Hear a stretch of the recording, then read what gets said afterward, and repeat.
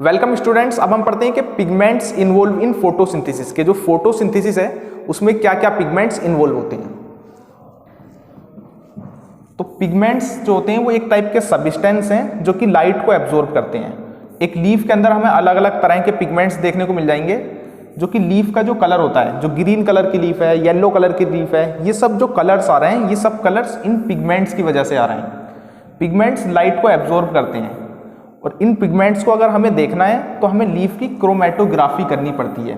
Chromatography एक type की technique है जिसमें हम प्लांट्स की जैसे लीफ तोड़ेंगे, उस लीफ को ऐसे क्रोमेटोग्राफी करेंगे और क्रोमेटोग्राफी करके हम ऐसे क्रोमेटोग्राम बनाएंगे।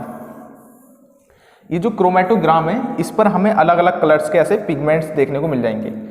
एक क्रोमेटोग्राम पर अलग अलग कलर्स के बैंड्स आ जाएंगे और इन बैंड से हम पता लगाएंगे कि इस लीफ के अंदर क्या क्या पिगमेंट्स हैं। मानो हमने एक ग्रीन कलर की लीफ ली, अगर उसकी हम क्रोमेटोग्राफी करते हैं तो उसके अंदर से हमें क्लोरोफिल ए, क्लोरोफिल बी, ज़ैंथ्रोफिल और कैरोटेनॉइड्स मिलते हैं। क्लोरोफिल ए का कलर याद रखना है जो कि होता है ब्राइट और ब्लू ग्रीन कलर का, और अगर chlorophyll B yellow green colour का, ज़ैंथ्रोफिल हमारा येलो कलर का और कैरोटेनॉइड्स हमारा yellow to yellow orange colour का। इसको याद रखना है आसानी से, ऐसे विबग्योर लिख लो। विबग्योर, विबग्योर तो याद ही होगा सबको।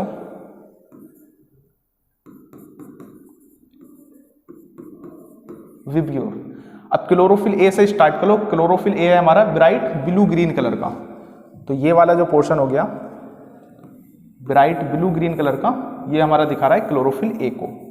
दूसरा है हमारा येलो ग्रीन कलर का जो कि है क्लोरोफिल बी, तो येलो ग्रीन सेकंड वाला हमारा, ग्रीन कलर से मैं इसको दिखा देता हूं। येलो ग्रीन कलर का जो है ये हमारा आ गया क्लोरोफिल बी। अगर ज़ैंथ्रोफिल की बात करें तो येलो कलर का, और कैरोटेनॉइड्स हमारा येलो टू येलो ऑरेंज। हम बस विबग्योर लिखो और ब्लू से ऑरेंज की तरफ को चलते रहो, इस टाइप से। सिंपल ट्रिक है। इसको विबग्योर लिखो,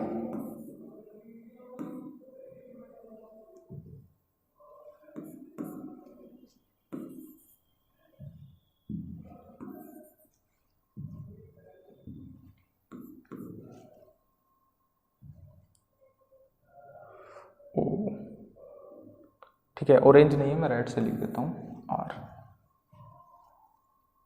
आर फॉर रेड है। डार्क वाला रेड ले लेते हैं, थोड़ा डिफरेंस हो। अगर हमें क्लोरोफिल ए को देखना है तो क्लोरोफिल ए के अंदर क्या है? Bright blue green colour, bright blue green, ये हो गया क्लोरोफिल ए। और अगर क्लोरोफिल बी तो हमारा हो गया उसमें ग्रीन और येलो कलर। और अगर ज़ैंथ्रोफिल्स को देखना है तो हमारा येलो कलर, और कैरोटेनॉइड्स को देखना है तो yellow orange colour. Simple blue से हम ऑरेंज की तरफ चल रहे हैं, सारे पिगमेंट्स के कलर इसमें फटाक से याद हो जाएंगे। ठीक है, अब बात करते हैं क्लोरोफिल बी, ज़ैंथ्रोफिल और कैरोटेनॉइड्स। ये सारे पिगमेंट्स जो हैं ये इन्हें बोलते हैं एसेसरी पिगमेंट्स। दो तरह के पिगमेंट्स होते हैं, एक तो एसेसरी पिगमेंट्स और हमारे एक नेसेसरी पिगमेंट्स जो कि हमारे मेन पिगमेंट्स हैं। तो एक जो होता है हमारा क्लोरोफिल ए, क्लोरोफिल ए हमारा मेन पिगमेंट होता है जो कि हमारा रिएक्शन सेंटर बनेगा। बाकी इससे अलावा दूसरे जो पिगमेंट्स हैं जैसे हमारे क्लोरोफिल बी, ज़ैंथ्रोफिल और कैरोटेनॉइड्स, ये वाले पिगमेंट्स क्लोरोफिल बी, ज़ैंथ्रोफिल और कैरोटेनॉइड्स, इनको बोलते हैं हम एसेसरी पिगमेंट्स। लेकिन जो मेन पिगमेंट्स है हमारा वो है क्लोरोफिल ए, मतलब क्लोरोफिल ए को छोड़कर बाकी सारे जो पिगमेंट्स हैं उनको बोलते हैं हम एसेसरी पिगमेंट्स। अब एसेसरी पिगमेंट्स और क्लोरोफिल ए में क्या फर्क है कि जो क्लोरोफिल ए है वो तो मेन पिगमेंट्स है, और ये जो बाकी के एसेसरी पिगमेंट्स हैं, एसेसरी पिगमेंट्स क्लोरोफिल ए की हेल्प करेंगे बस। मतलब एसेसरी पिगमेंट्स लाइट को एब्जॉर्ब करेंगे और लाइट को एब्जॉर्ब करके ए को ट्रांसफर कर देंगे। सभी पिगमेंट्स का काम होता है लाइट को एब्जॉर्ब करना। तो क्लोरोफिल बी भी एब्जॉर्ब करेगा, ज़ैंथ्रोफिल भी एब्जॉर्ब करेगा, कैरोटेनॉइड्स भी एब्जॉर्ब करेगा, और क्लोरोफिल ए भी लाइट को एब्जॉर्ब करेगा। लेकिन क्लोरोफिल ए को, जो क्लोरोफिल बी है, ज़ैंथ्रोफिल है और कैरोटेनॉइड्स, ये सब अपनी लाइट को एब्जॉर्ब कर क्लोरोफिल ए को ट्रांसफर कर देंगे। तो अब क्लोरोफिल ए के पास बहुत ज़्यादा एनर्जी आ जाएगी। एक तो एक क्लोरोफिल खुद अकेला काम कर रहा है तो कम एनर्जी बनाएगा, लेकिन अगर क्लोरोफिल बी और ज़ैंथ्रोफिल और कैरोटेनॉइड्स, ये पिगमेंट जो एसेसरी पिगमेंट्स हैं, वो लाइट को अपने अंदर एब्जॉर्ब करके ट्रांसफर कर देते हैं क्लोरोफिल ए को। तो एसेसरी पिगमेंट्स का जो फंक्शन है वो पहला फंक्शन है कि ये पिगमेंट्स हेल्प करते हैं क्लोरोफिल ए की एनर्जी को अपने अंदर स्टोर करने में। एक तरीके से जैसे क्लोरोफिल बी ने अपने अंदर लाइट को एब्जॉर्ब करा, ज़ैंथ्रोफिल ने लाइट को एब्जॉर्ब करा, कैरोटीनॉइड्स ने लाइट को एब्जॉर्ब करा, और इन एसेसरी पिगमेंट्स ने लाइट को एब्जॉर्ब कर क्लोरोफिल ए को ट्रांसफर कर दिया। एक तो काम ये हो गया कि क्लोरोफिल ए को ये लाइट को एनर्जी को ट्रांसफर करते हैं। दूसरा काम इनका रहता है कि जो एसेसरी पिगमेंट्स हैं ये क्लोरोफिल ए को बचाते हैं फोटो ऑक्सीडेशन से। देखो क्लोरोफिल ए अगर उस पर ज़्यादा सनलाइट पड़ेगी तो क्लोरोफिल ए का फोटो ऑक्सीडेशन हो जाएगा, वो जल जाएगा। उसे जलने से बचाने के लिए बाकी पिगमेंट्स अपने ऊपर लाइट को ले लेते हैं और बाद में वो क्लोरोफिल ए को उस लाइट को ट्रांसफर कर देते हैं। Okay, pigment involve in photosynthesis ये हम पढ़ रहे हैं। The absorption spectrum and action spectrum. Absorption spectrum और एक्शन स्पेक्ट्रम को देखते हैं। एक टाइप के ग्राफ है कि यहाँ पर वेवलेंथ दे रखी है, 400 वेवलेंथ होती है हमारी ब्लू कलर की लाइट की, और जो 700 वेवलेंथ है ये हमारी रेड कलर की लाइट की है। तो इसमें जो क्लोरोफिल ए है वो क्लोरोफिल ए ब्लू कलर में सबसे ज़्यादा लाइट को एब्जॉर्ब कर रहा है और हमारा रेड कलर में लाइट को एब्जॉर्ब कर रहा है। अगर क्लोरोफिल बी देखें तो वो भी हमारा ब्लू कलर में सबसे ज़्यादा लाइट को एब्जॉर्ब कर रहा है और रेड कलर में लाइट को एब्जॉर्ब कर रहा है। अगर कैरोटीनॉइड्स को देखें तो कैरोटीनॉइड्स हमारे बस ब्लू कलर में लाइट को एब्जॉर्ब कर रहे हैं, रेड कलर में लाइट को एब्जॉर्ब नहीं कर रहे हैं। तो मेजोरिटी देखें तो ज़्यादातर जो लाइट का एब्जॉर्प्शन हो रहा है वो ब्लू रीजन में और रेड रीजन में हो रहा है। तो इसीलिए यहाँ पर दूसरा हमारा एक्शन स्पेक्ट्रम दे रखा है, ये हमारा ऑक्सीजन का एक्शन स्पेक्ट्रम है। इसमें क्या है कि ब्लू और रेड रीजन में सबसे ज़्यादा लाइट का एब्जॉर्प्शन हो रहा है, तो यहाँ पर ब्लू और रेड रीजन में सबसे ज़्यादा ऑक्सीजन भी इवोल्व हो रही है, यहाँ पर ब्लू में और रेड रीजन में। और अगर इसी को हम कंपेयर करें ऑक्सीजन के स्पेक्ट्रम को जो क्लोरोफिल ए का स्पेक्ट्रम है, तो जैसे क्लोरोफिल ए में लाइट एब्जॉर्ब ब्लू रीजन में ज़्यादा हो रही है और रेड रीजन में, ये वाला रीजन ब्लू रीजन और ये रेड, तो ये थोड़ा थोड़ा मैच कर रहा है। ऑक्सीजन का जो स्पेक्ट्रम है जो कि ये है, ऑक्सीजन का जो एक्शन स्पेक्ट्रम है वो मैच करता है हमारा क्लोरोफिल ए के एक्शन स्पेक्ट्रम से, क्योंकि क्लोरोफिल अपने अंदर लाइट एब्जॉर्ब करेगा, क्लोरोफिल ए लाइट एब्जॉर्ब करेगा तो तभी फोटोसिंथेसिस होगी, और फोटोसिंथेसिस होगी तो ऑक्सीजन इवोल्व होगी। तो ऑक्सीजन का स्पेक्ट्रम और क्लोरोफिल ए का एब्जॉर्प्शन का स्पेक्ट्रम मैच करता है, और सबसे ज़्यादा जो फोटोसिंथेसिस होती है वो ब्लू रीजन में और रेड रीजन में हमारी होती है। अब बात करते हैं फोटो सिस्टम्स की। फोटो सिस्टम क्या है कि फोटो सिस्टम एक दो टाइप के हमारे फोटो सिस्टम हो सकते हैं, या तो फोटो सिस्टम फर्स्ट और photo system second. Photo system first को लिखते हैं हम PS1 और फोटो सिस्टम सेकेंड को लिखते हैं PS2। जो इनका नेम है फोटो सिस्टम फर्स्ट और फोटो सिस्टम सेकेंड, ये इनका नेम रखा गया है इनकी डिस्कवरी के बेसिस पर।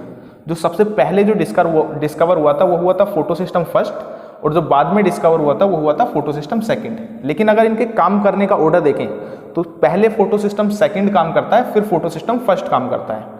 पहले फोटो सिस्टम सेकेंड काम करता है, मतलब सेकेंड वाला जो फोटो सिस्टम है वो पहले काम करेगा, और फोटो सिस्टम फर्स्ट वाला जो है वो बाद में काम करेगा। बस इनका जो नाम है वो इनकी डिस्कवरी के बेसिस पर इनका नाम रखा हुआ है। जो पहले डिस्कवर हुआ था वो फोटो सिस्टम फर्स्ट डिस्कवर हुआ था, इस वजह से फोटो सिस्टम को फर्स्ट वाले को फर्स्ट का नाम दे दिया, सेकंड वाले को सेकंड का नाम दे दिया। लेकिन अगर इनके काम करने का ऑर्डर देखें तो सबसे पहले जो काम करता है वो फोटो सिस्टम सेकंड करता है, और बाद में जो काम करता है वो फोटो सिस्टम फर्स्ट करता है। चाहे फोटो सिस्टम फर्स्ट हो चाहे फोटो सिस्टम सेकंड हो। अब फोटो सिस्टम होता क्या है ये मैं बता दूं तुम। तो फोटो सिस्टम क्या होते हैं कि फोटो सिस्टम एक टाइप का हमारा सिस्टम है जिसमें कि चारों तरफ हमारे ऐसे पिगमेंट्स लगे हुए होंगे, और ये पिगमेंट्स लाइट को एब्जॉर्ब करेंगे। लाइट को एब्जॉर्ब करके जो एक बीच में पिगमेंट्स होगा उस पिगमेंट्स को बोलेंगे क्लोरोफिल ए, और ये सब लाइट को एब्जॉर्ब करके क्लोरोफिल ए को देंगे। ये हमारा क्लोरोफिल ए। यहाँ पर समझाता हूँ। देखो फोटो सिस्टम क्या है, एक टाइप का सिस्टम है जिसमें बीच में एक क्लोरोफिल ए है और साइड में बहुत सारे उसके एसेसरी पिगमेंट्स हैं। ये एसेसरी पिगमेंट्स हैं, ये सारे हमारे इसके एसेसरी पिगमेंट्स हैं।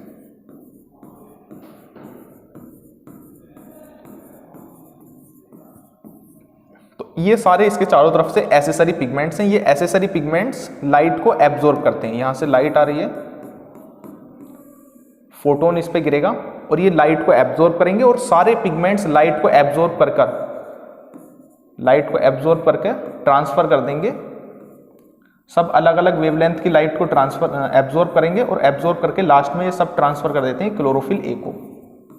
एसेसरी पिगमेंट्स का काम यही है कि लाइट को एब्जॉर्ब कर क्लोरोफिल ए को उसे ट्रांसफर कर देना, और इनका दूसरा काम ये रहता है कि क्लोरोफिल ए को फोटो ऑक्सीडेशन से बचाना। मतलब क्लोरोफिल ए को सन की लाइट से ऐसे फोटो ऑक्सीडेशन नहीं हो जाए, उसका जल नहीं जाए, उससे वो उस चीज से बचाना। तो यहाँ पर क्लोरोफिल ए को इन्होंने सारी लाइट दे दी। अब क्लोरोफिल ए इस लाइट एनर्जी का यूज करता है इलेक्ट्रॉन को एक्साइट करने के लिए। जो क्लोरोफिल ए के पास जो इलेक्ट्रॉन है, उन इलेक्ट्रॉन को ये एक्साइट करता है और उसके बाद इलेक्ट्रॉन को ऊपर की तरफ भेजता है। यहाँ से इलेक्ट्रॉन निकलेगा और वो ऊपर की तरफ जाएगा। ऊपर होता है एक इलेक्ट्रॉन एक्सेप्टर,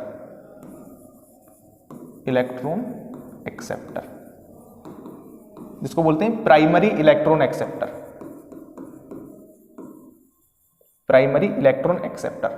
और ये जो पूरा हमारा सिस्टम हो गया, इसके अंदर एंजाइम्स भी होते हैं। ये पूरा जो हमारा सिस्टम हो गया, ये एक बन गया एक फोटो सिस्टम। तो फोटो सिस्टम में क्या है, एक तो एसेसरी पिगमेंट्स हैं। एसेसरी पिगमेंट्स को बोलते हैं लाइट हार्वेस्टिंग कॉम्प्लेक्स या फिर एंटीना। उसके बीच में एक जो है ये ग्रीन कलर का, ये है हमारा क्लोरोफिल ए।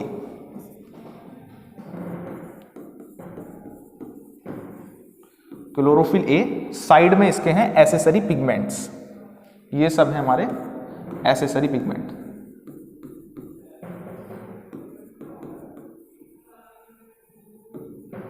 सब एसेसरी पिगमेंट्स हैं और इन सब को मिलाकर बनता है हमारा फोटो सिस्टम। और फोटो सिस्टम दो तरह का हो सकता है, फोटो सिस्टम फर्स्ट भी और फोटो सिस्टम सेकंड भी। एसेसरी पिगमेंट्स को हम लाइट हार्वेस्टिंग कॉम्प्लेक्स भी बोलते हैं। लाइट हार्वेस्टिंग कॉम्प्लेक्स मतलब फोटो सिस्टम के अंदर क्लोरोफिल ए को छोड़कर बाकी जो सारे पिगमेंट्स हैं उनको बोलते हैं लाइट हार्वेस्टिंग कॉम्प्लेक्स या फिर एंटीना। क्लोरोफिल ए को इसके अंदर इंक्लूड नहीं करेंगे लाइट हार्वेस्टिंग कॉम्प्लेक्स के अंदर। और इनको लाइट हार्वेस्टिंग कॉम्प्लेक्स को, क्लोरोफिल ए को और प्राइमरी इलेक्ट्रॉन एक्सेप्टर को और एंजाइम्स वगैरह को सबको मिलाकर बनता है हमारा फोटो सिस्टम। ये जो फोटो सिस्टम है ये दो तरीके का हो सकता है, वो डिपेंड करता है हमारे क्लोरोफिल ए पर। क्लोरोफिल ए भी हमारा दो तरीके का हो सकता है, एक तो 680 नैनोमीटर की लाइट को एब्जॉर्ब करने वाला, दूसरा होता है 700 नैनोमीटर की लाइट को एब्जॉर्ब करने वाला।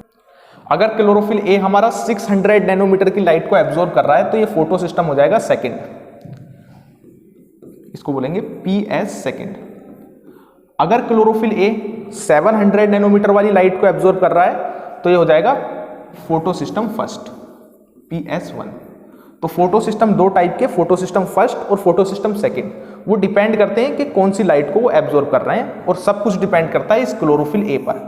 अगर इसमें बात करें लाइट हार्वेस्टिंग कॉम्प्लेक्स क्या है, जो एसेसरी पिगमेंट्स हैं और इनके अंदर बीच में जो प्रोटीन्स हैं वो सब मिला के बनाती हैं लाइट हार्वेस्टिंग कॉम्प्लेक्स। और अगर फोटो सिस्टम में सब चीजें आ जाएंगी, एसेसरी पिगमेंट्स भी, क्लोरोफिल ए भी और हमारे प्राइमरी इलेक्ट्रॉन एक्सेप्टर और जो एंजाइम्स वगैरह हैं वो सब चीजें मिलाकर बनाएंगी फोटो सिस्टम।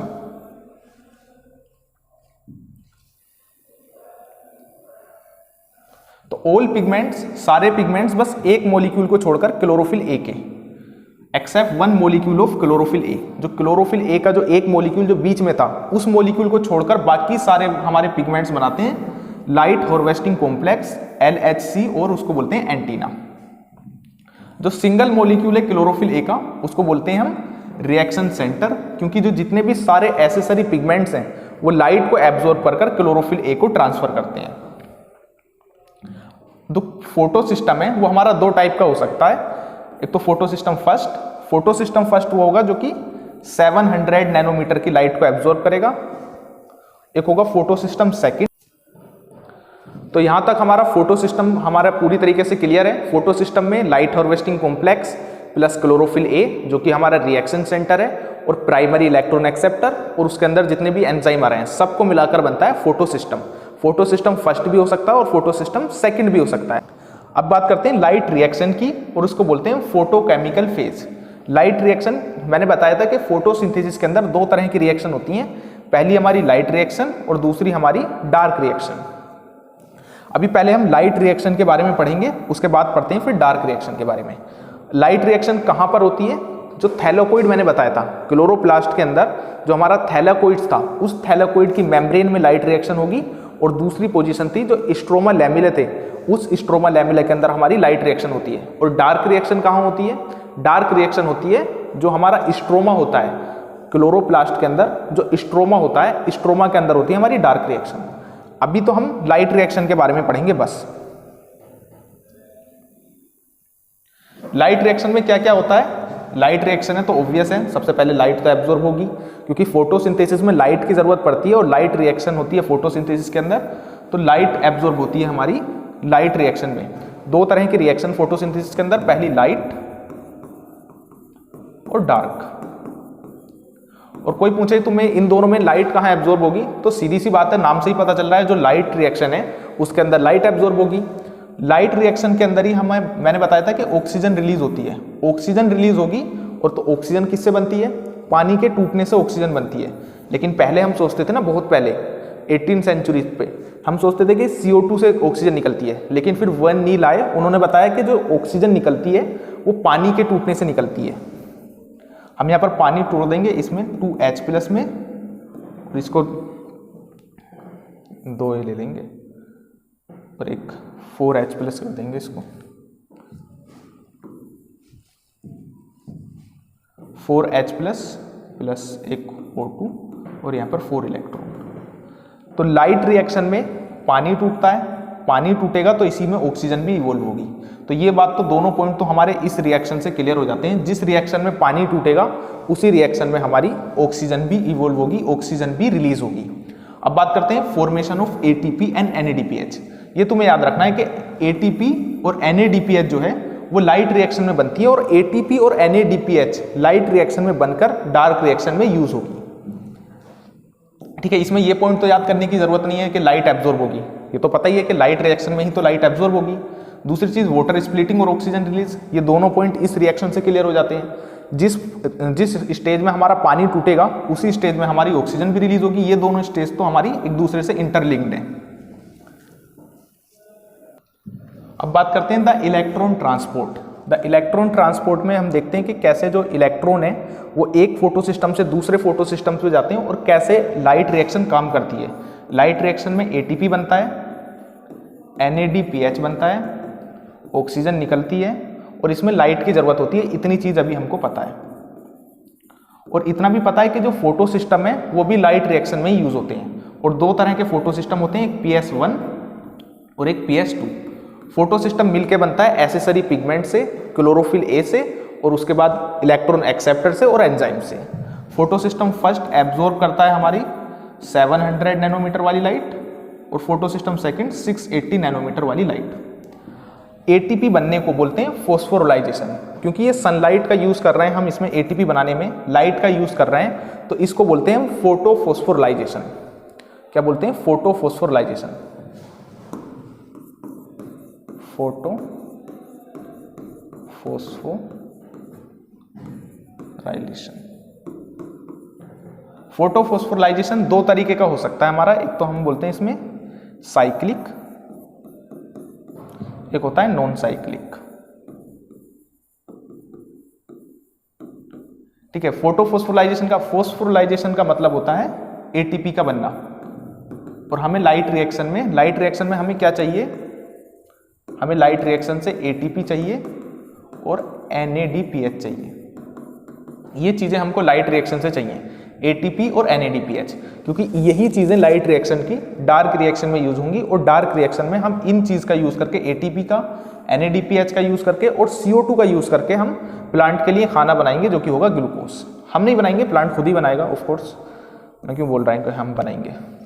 फोटोफॉस्फोराइलेशन दो तरीके का, एक तो साइक्लिक और नॉन साइक्लिक। साइक्लिक वाला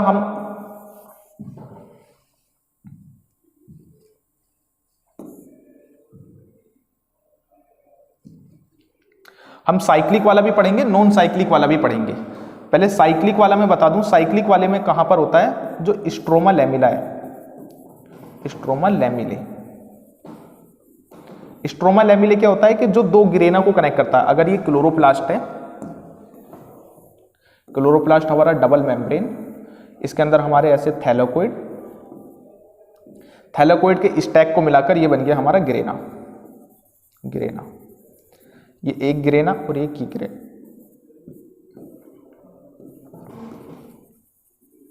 इन दो गिरेना को जो आपस में कनेक्ट करता है, इसको, ये जो बीच वाला जो थैलेकोइड है जो इन दो गिरेना को आपस में कनेक्ट कर रहा है, इसको बोलते हैं हम स्ट्रोमा लैमिले। और स्ट्रोमा लैमिले के अंदर होता है हमारा साइक्लिक फोटोफोस्फोराइलेशन। नॉन साइक्लिक कहां होता है? थैलेकोइड की मेम्ब्रेन में, इसको बोलते हैं मेम्ब्रेन ऑफ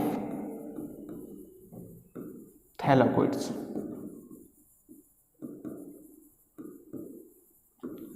ठीक है, दोनों को वन बाय वन करके पढ़ने वाले हैं। नॉन साइक्लिक वाले को जेड स्कीम भी बोलते हैं, इसका नाम दूसरा है जेड स्कीम। जेड स्कीम भी बोलते हैं इसको, और नॉन साइक्लिक भी बोलते हैं इसको। साइक्लिक बोलते हैं बस जो कि स्ट्रोमा लैमिला की मेम्ब्रेन में होता है। अच्छा, नॉन, हमें क्या बनाना है? एटीपी और एनएडीपीएच। नॉन साइक्लिक वाले में तो दोनों चीजें बनेंगी, एटीपी भी और एनएडीपीएच भी। इससे हमें दोनों चीजें मिलेंगी, एटीपी भी और एनएडीपीएच। ये दोनों चीजें मिलती हैं हमें नॉन साइक्लिक वाले में। अगर साइक्लिक वाले में बात करें तो हमें बस एटीपी मिलेगी। नॉन साइक्लिक वाले में हमें ऑक्सीजन भी मिलेगी, इसमें कोई ऑक्सीजन हमारी रिलीज नहीं होगी। दोनों को अगर देखेंगे तो हमें पता चल जाएगा क्यों इसमें ऑक्सीजन मिल रही है, क्यों इसमें नहीं मिल रही, क्यों इसमें एनएडीपीएच बन रहा है, क्यों इसमें नहीं बन रहा। अभी इसको डिटेल में पढ़ेंगे, नॉन साइक्लिक को और साइक्लिक को, दोनों को। पहले पढ़ते हैं हम non cyclic photophosphorylation. Non cyclic photophosphorylation.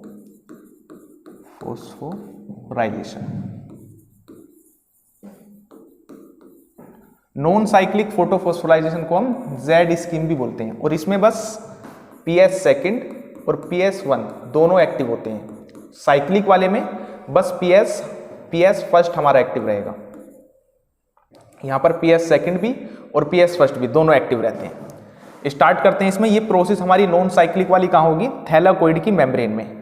अगर ये हमारा थैलेकोइड है, क्लोरोप्लास्ट के अंदर थैलेकोइड, और इस थैलेकोइड की मेम्ब्रेन में ये हमारी प्रोसेस होगी। इस मेम्ब्रेन के अंदर ही हमारे पीएस2 और पीएस1 है। ये थैलेकोइड की मेम्ब्रेन है,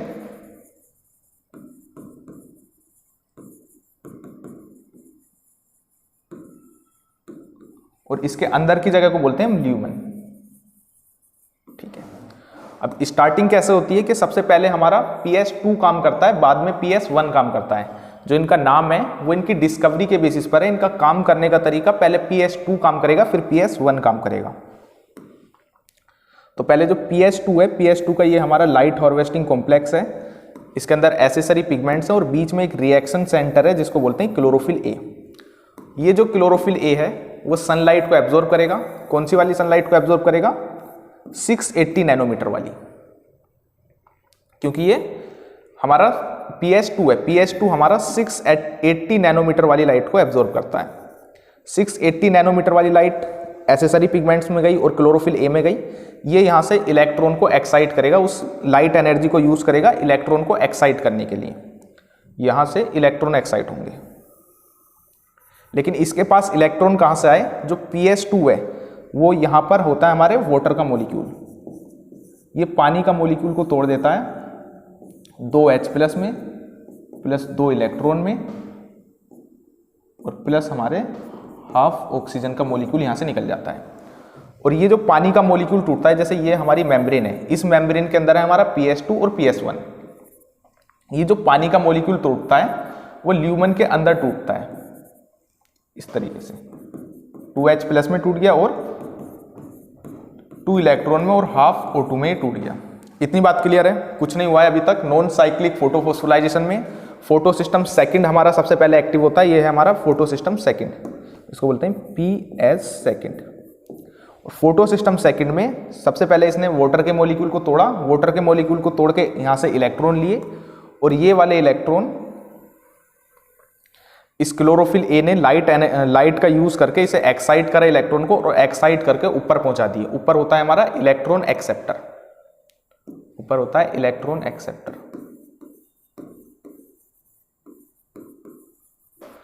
इसको बोलते हैं प्राइमरी इलेक्ट्रॉन एक्सेप्टर, अगर पूरा नाम इसका बोले तो प्राइमरी इलेक्ट्रॉन एक्सेप्टर।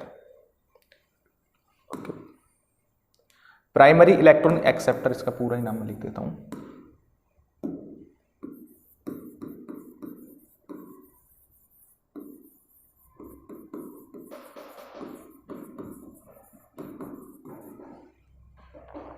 और इस प्राइमरी इलेक्ट्रॉन एक्सेप्टर का भी नाम है, जो नाम है इसका फियोफाइटिन, इसका नाम होता है फियोफाइटिन।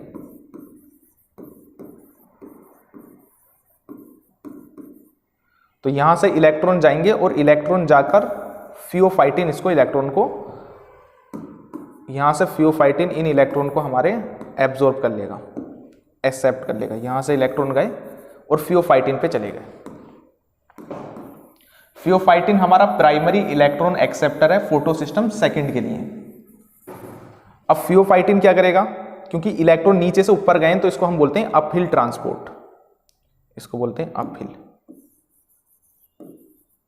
और ये वाटर के मॉलिक्यूल की टूटने वाली जो रिएक्शन थी ये दी थी हमारी रॉबर्ट हिल ने, इसलिए इसको बोलते हैं हिल रिएक्शन। चलिए, अब फियोफाइटिन से जो हमारे इलेक्ट्रॉन होंगे वो इलेक्ट्रॉन हमारे जाते हैं प्लास्टोक्विनोन के पास। यहां पर होता है हमारा एक प्लास्टोक्विनोन।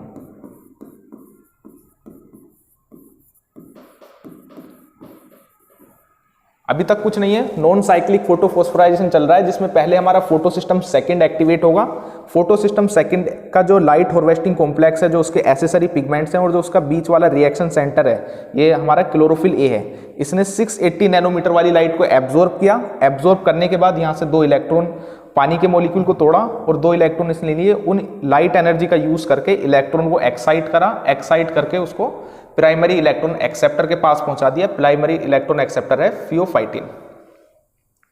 फियोफाइटिन ने उन इलेक्ट्रॉन को प्लास्टोक्विनोन को दे दिया और प्लास्टोक्विनोन उन इलेक्ट्रॉन को हमारा आगे दे देगा साइटोक्रोम B6F को।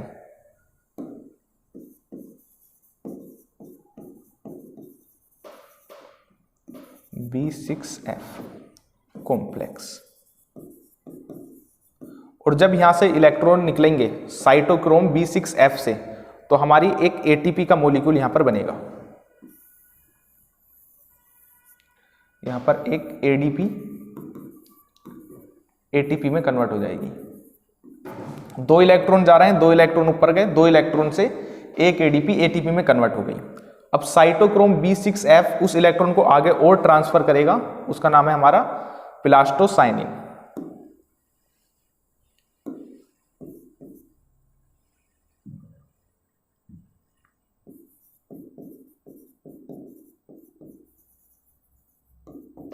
और प्लास्टोसाइनिन फिर आगे और ट्रांसफर करता है उस इलेक्ट्रॉन को, जो कि हमारा आएगा फोटोसिस्टम फर्स्ट।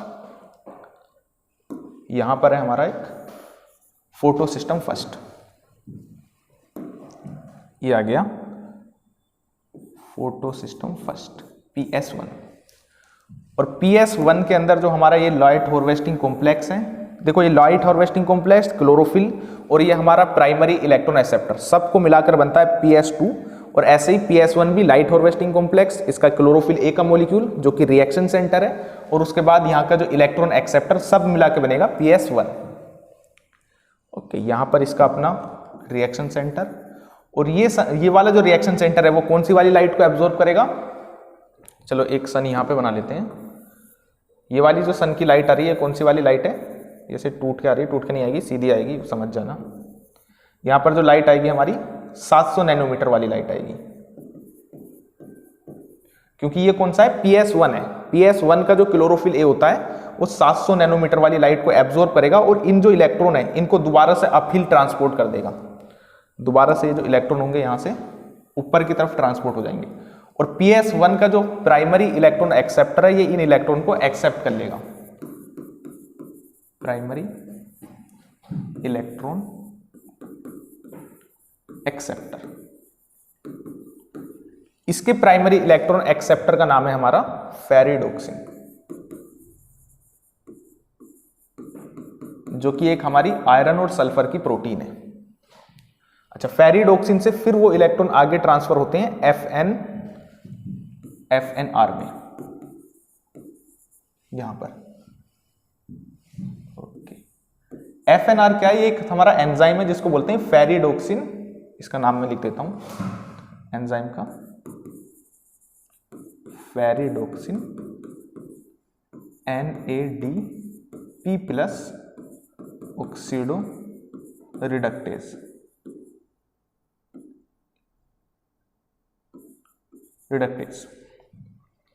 FNR क्या करेगा? ये एक एंजाइम NAD प्लस को NADH में कन्वर्ट कर देगा। यहां पर NADP प्लस को NADH में कन्वर्ट कर देगा और यहां पर 2 NADPH ये लेगा और यहां पर 2 H प्लस यहां पर खर्च होंगे।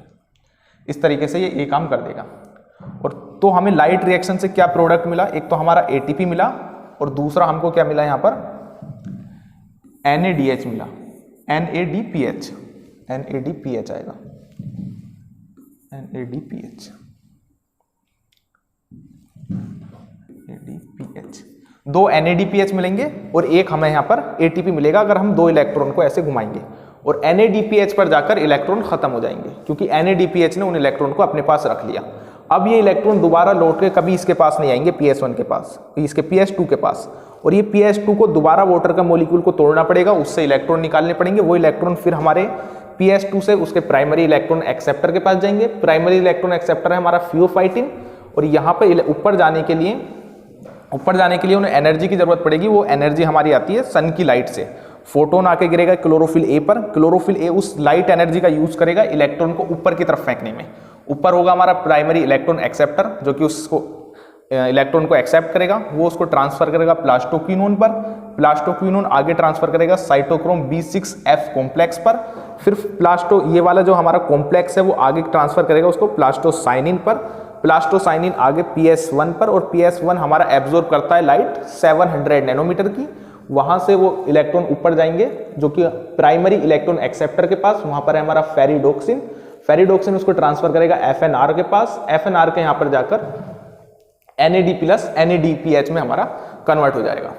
ये है हमारा नॉन साइक्लिक फोटोफॉस्फोराइलेशन। ये हमारी लाइट रिएक्शन चल रही है जो कि थैलाकोइड की मेम्ब्रेन के अंदर चल रही है, और यहां से हमें क्या मिल रहा है? ATP मिल रहा है और NADPH मिल रहा है। तो लाइट रिएक्शन से जो हमारी ये नॉन साइक्लिक वाली है उससे क्या क्या हमको मिल रहा है? एक तो हमारा ATP, NADPH और ऑक्सीजन, ये तीनों चीजें हमें मिल रही हैं। और क्या क्या चीज इन्वॉल्व है? PS2 भी इन्वॉल्व है और PS1 भी इन्वॉल्व है।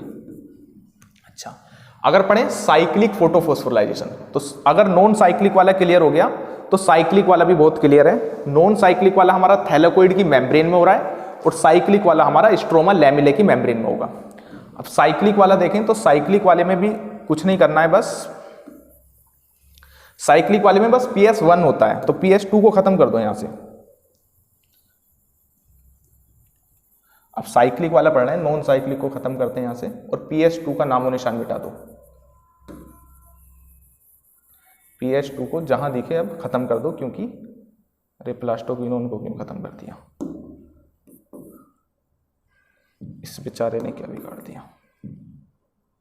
इसको तो रहने दो, प्लास्टोक्विनोन को रहने दो, प्लास्टोक्विनोन ने कुछ नहीं करा है।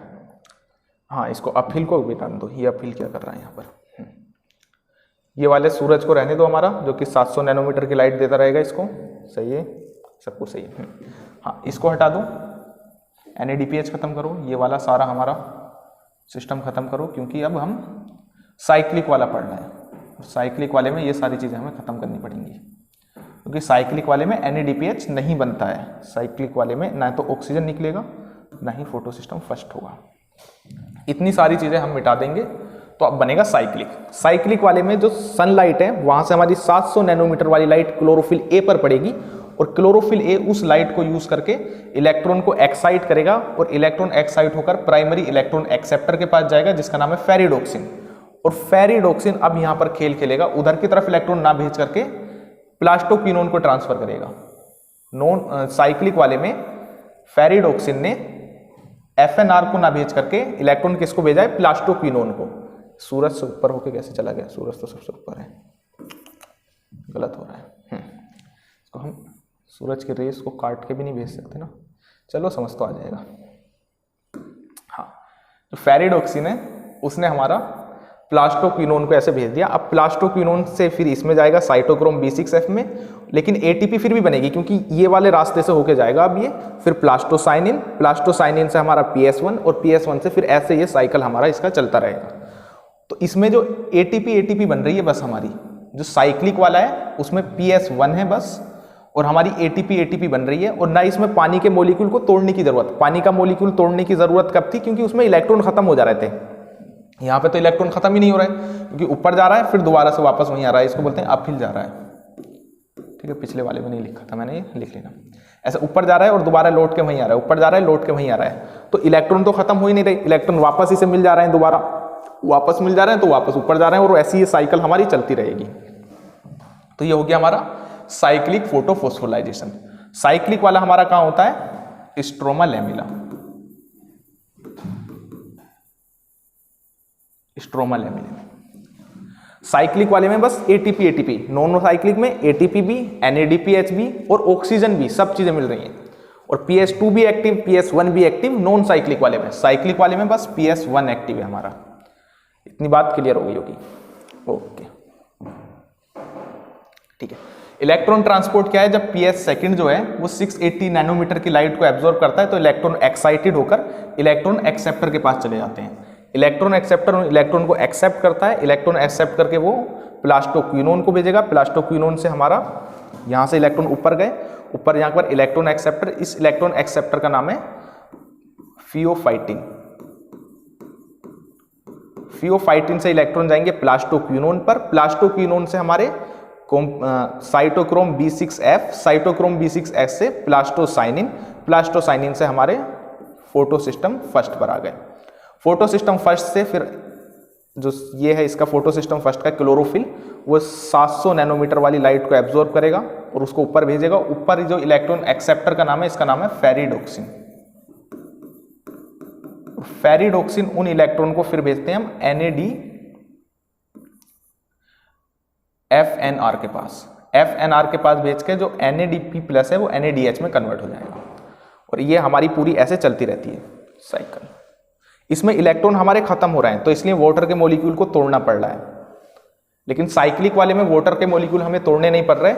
उसमें क्या हो रहा है कि साइक्लिक वाले में वाटर के जो इलेक्ट्रॉन है वो वापस दोबारा घूम के वहीं आ जा रहा है, तो उसको इलेक्ट्रॉन की कमी नहीं पड़ रही और उससे वाटर के मॉलिक्यूल तोड़ने की जरूरत भी नहीं है। ठीक है, ये सब मैंने बता दिया है। साइक्लिक, नॉन साइक्लिक, साइक्लिक वाला हो गया। चलो इतना अब बात करते हैं केमी-ओस्मोटिक हाइपोथेसिस की। तो केमी-ओस्मोटिक हाइपोथेसिस एक ऐसी हाइपोथेसिस है जिससे पता चलता है कि जो हमारा क्लोरोप्लास्ट है और माइटोकॉन्ड्रिया है उसके अंदर हमारे जो एटीपी बनती है वो कैसे बनती है, एनर्जी कैसे बनती है, ये चीज हमें इससे पता चलती है। It explain mechanism of ATP synthesis in chloroplast, यानी क्लोरोप्लास्ट के अंदर एटीपी जो बनती है वो कैसे बनती है, वो केमी-ओस्मोटिक हाइपोथेसिस हमें बताती है। केमी-ओस्मोसिस में क्या होता है कि मूवमेंट होता है आयंस का across the semi permeable membrane. एक सेमी परमिएबल मेम्ब्रेन होती, उससे जो आयंस होंगे जैसे H+ आयन है, इनका मूवमेंट होगा और इनके मूवमेंट होने से बहुत ज्यादा एनर्जी निकलेगी। उस एनर्जी को हम एटीपी की फॉर्म में स्टोर कर लेंगे। कैसे होगा ये सब चीजें मैं बताऊंगा। पहले इसमें देखें किस किस चीज की जरूरत पड़ेगी। एक तो जरूरत पड़ती है प्रोटॉन पंप की, एक प्रोटॉन ग्रेडियंट की, और हमारा एटीपी सिंथेज एंजाइम्स की, इनकी जरूरत पड़ती है बस।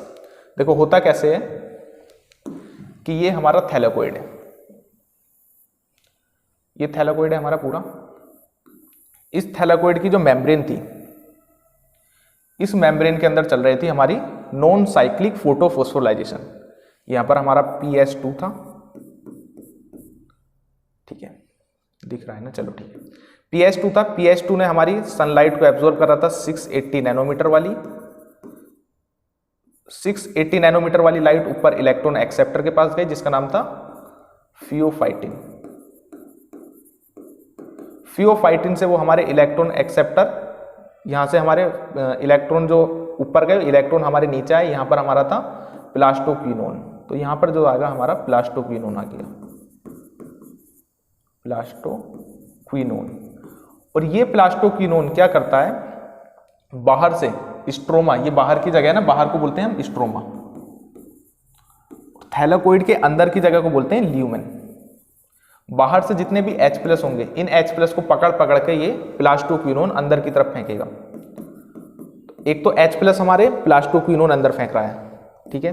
दो तरीके से H+ ल्यूमेन के अंदर बढ़ रहे हैं। एक तो यहाँ पर पानी का मोलिक्यूल टूट रहा है, पानी का मोलिक्यूल टूटेगा, दो पानी के मोलिक्यूल लेंगे तो 4 H+ बन गए प्लस 4 इलेक्ट्रॉन बन गए,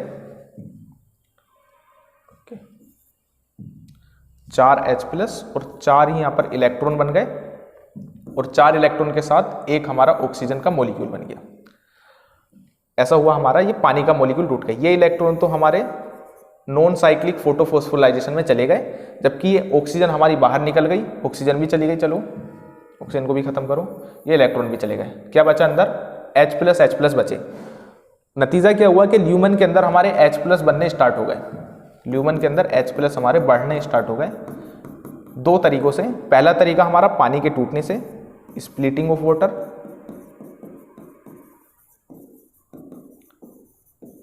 और दूसरा तरीका है हमारा कि जो प्लास्टोक्विनोन है वो प्लास्टोक्विनोन पंप कर रहा है यहां से H+ पकड़ के अंदर की तरफ।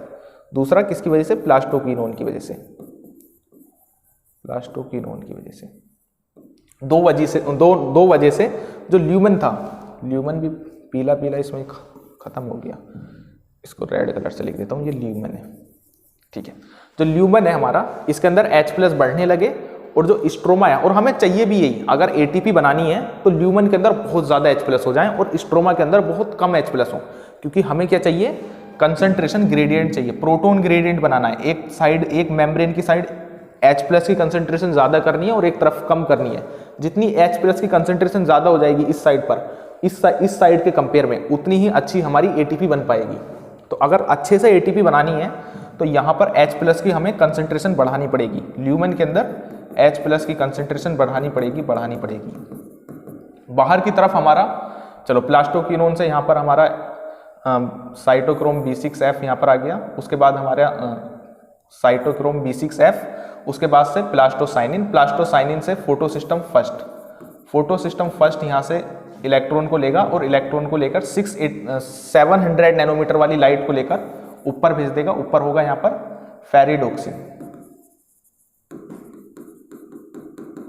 फेरिडोक्सिन के यहाँ पर एक एंजाइम्स होगा जिसको बोलते हैं हम FNR, और FNR का काम हमको पता है क्या बनाता है, ये NADPH, किससे? NADP+ से, और प्लस H+ को ये यूज करता है, इसके साथ इलेक्ट्रॉन को भी ये यूज करता है, ठीक है। NADPH, और यहाँ पर 2 इलेक्ट्रॉन, 2 H+ लिए, 2 NADPH, 2 ये बन गया। अच्छा, तो बाहर के जो इलेक्ट्रॉन, जो हमारे H+ थे, देखो अंदर ल्यूमेन में हमें H+ की कंसंट्रेशन बढ़ानी है, और ल्यूमेन में H+ की कंसंट्रेशन कैसे बढ़ सकती है? पहला तरीका, वाटर के मॉलिक्यूल तोड़ दो तो अंदर H+ बढ़ गए। दूसरा तरीका जो प्लास्टोक्विनोन है, उसने हमारे H+ को बाहर से पकड़ पकड़ के अंदर की तरफ फेंका, यानी प्लास्टोक्विनोन ने स्ट्रोमा से जो H+ थे उनको पकड़ के किसको दिया? हमारे इसको दिया, ल्यूमेन को दिया।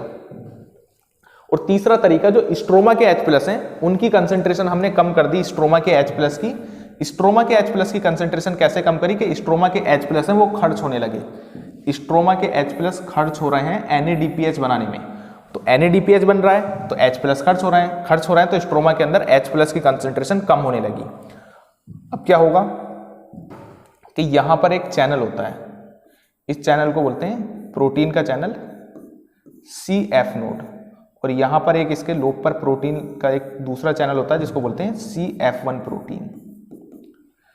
ये एक चैनल है। जैसे ही ल्यूमेन के अंदर H+ बहुत ज्यादा हो जाएंगे, बहुत ज्यादा H+ हो जाएंगे तो H+ बाहर निकलना चाहेंगे।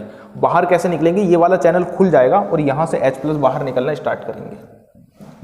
यहां से जब H+ बाहर निकलना स्टार्ट करेंगे तो CF1 चैनल जो है ये हमारा, ये घूमेगा और यहां पर एक एंजाइम होता है जिसको बोलते हैं ATP सिंथेज,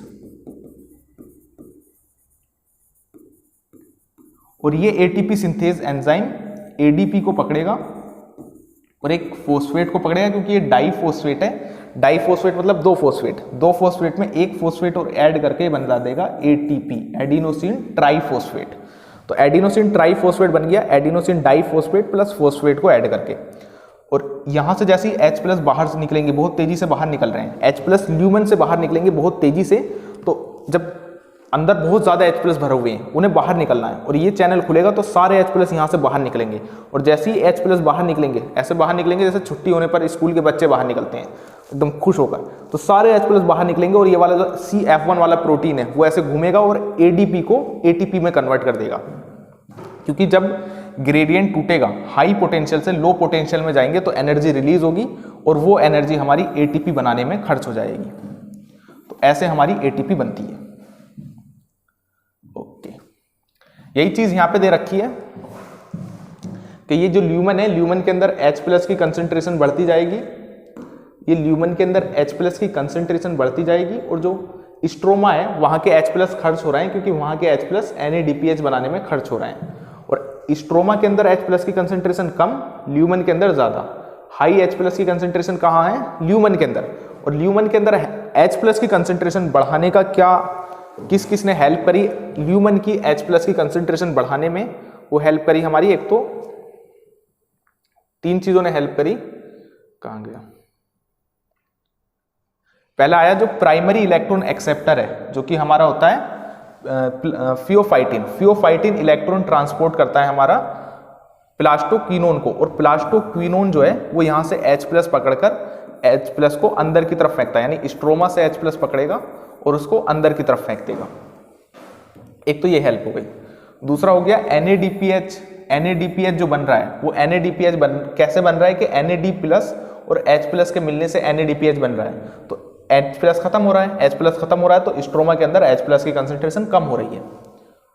और तीसरा हमारा जो पानी का मॉलिक्यूल टूट रहा है, पानी के मॉलिक्यूल टूटने से भी H+ की कंसंट्रेशन अंदर की तरफ बढ़ रही है।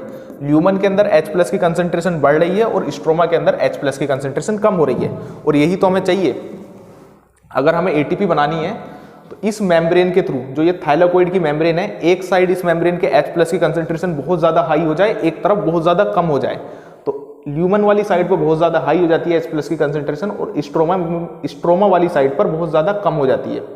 इससे क्या होगा, जो H+ है वो यहाँ से बाहर निकलना स्टार्ट होंगे, और ये CF नोड प्रोटीन और CF1 प्रोटीन ये यहाँ पर लगे हुए होती है, एक चैनल है, और जैसे ही H+ की कंसंट्रेशन बहुत ज्यादा हो जाएगी ल्यूमन के अंदर, तो ये चैनल खुल जाएंगे और यहाँ से H+ निकलना स्टार्ट करेंगे। और यहाँ पर एक एंजाइम होता है जिसका नाम है ATP सिंथेज।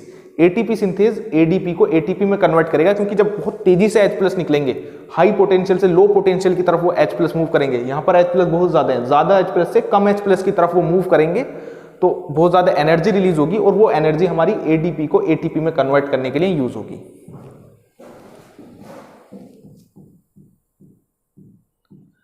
जो हमारा ATP सिंथेज है इसमें CF नोड आता है और एक CF1 आती है। दो हमारे प्रोटीन चैनल होते हैं, एक CF नोड और एक CF1। जो CF नोड है वो तो हमारा मेम्ब्रेन के साथ जुड़ा हुआ रहता है, और CF1 बाहर होता है उससे, और जब H+ निकलते हैं इसके अंदर से तो CF1 हमारा घूमता है, और 2 H+ जब निकलते हैं इसके अंदर से तो उससे हमारी एक ATP बनती है। तो ये था हमारा केमिओस्मोटिक हाइपोथेसिस।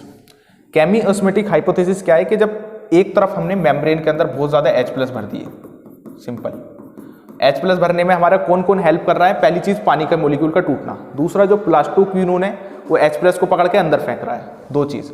तीसरी चीज, अगर स्ट्रोमा के जो H+ हैं वो भी कम कर रहे हैं, क्योंकि यहाँ पर FNR है, FNR यहाँ पर NADPH बना रहा है, NADPH, और NADPH बन रहा है NADP प्लस H+ का यूज करके। तो स्ट्रोमा के H+ कम हो रहा है, ल्यूमन के अंदर H+ बढ़ गए। जब ल्यूमन के अंदर बहुत ज्यादा H+ हो गए तो ये एक ग्रेडियंट बन गया, और ये ग्रेडियंट जब टूटेगा तो बहुत ज्यादा एनर्जी रिलीज होगी, वही एनर्जी यूज होती है ADP को ATP में कन्वर्ट करने के लिए। और ये ग्रेडियंट कैसे टूटेगा? क्योंकि ये वाले जो चैनल है, CF नोड वाला चैनल और CF1 वाला चैनल, ये खुल जाएगा। जैसे ही खुलेगा तो बहुत तेजी से H+ बाहर निकलना स्टार्ट करेंगे, और H+ बाहर निकलेंगे तो हमारी ATP बनना स्टार्ट हो जाएगी, 2 H+ से एक ATP बनेगी। तो स्टूडेंट्स आज की क्लास में इतना ही, मिलते हैं नेक्स्ट क्लास में।